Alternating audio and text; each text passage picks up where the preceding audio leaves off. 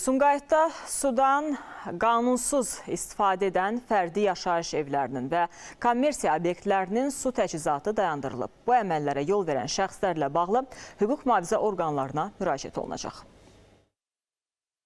İçməli sudan qanunsuz istifadənin aşkarlanması, su itkilərinin minimuma endirilməsi və israfçılığın qarşısının alınması məqsədi ilə kompleks tədbirlər gücləndirilib. Bakı-Quba yolu üzərində yerləşən restoranların birində suyun talanması faktı aşkarlanıb. Obyekt sahibi texniki şərt almadan, müqavilə bağlamadan restorana çəkilən boru ilə sudan qanunsuz istifadə edib. Oxşar vəziyyətə asfalt zavod adlanan ərazidə fəaliyyət göstərən daş sexində də rast gəlinib. Çerkasi küçəsində yerləşən avtomobil təmiri sexinin sahibi isə fərdi xətti öz başına şəbəkəyə qoşub. Nəzarət tədbirləri zamanı kommersiya obyektləri ilə yanaşı, fərdi yaşayış evlərində də sudan qanunsuz istifadə halları aşkarlanıb.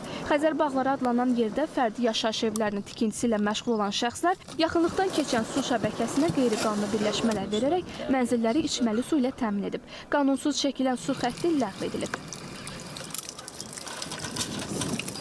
Həm fərdi yaşayış sahəsi, həm sahibkarlar hər biri idarəyə dəvət olundular müqavilə bağlamaqdan ötürü. Vətəndaşlardan xahişimiz və tövsiyəmiz odur ki, bu cür hallara yol verməsinlər. Obyekt və mənzil sahiblərinin diqqətinə çatdırılıb ki, içməli sudan qeyri-qanuni və sayğacıdan kənar istifadə ciddi su itkisinə, həmin ərazilərdə yaşayan digər abonentlərin su təchizatının zəifləməsinə səbəb olur. Öz başına çəkilən və sayğacıdan kənar xəttlər ləğv ediləcək. Bu əməllərə yol verənlərə qarşı sərt nəzarət tədbirlərinin görülməsi üçün hüquq mühafizə orqanlarına müraciət olunacaq. Rüstəm Mikayılzadə, Ayşən Cümşüdova, ASTV Xəbər.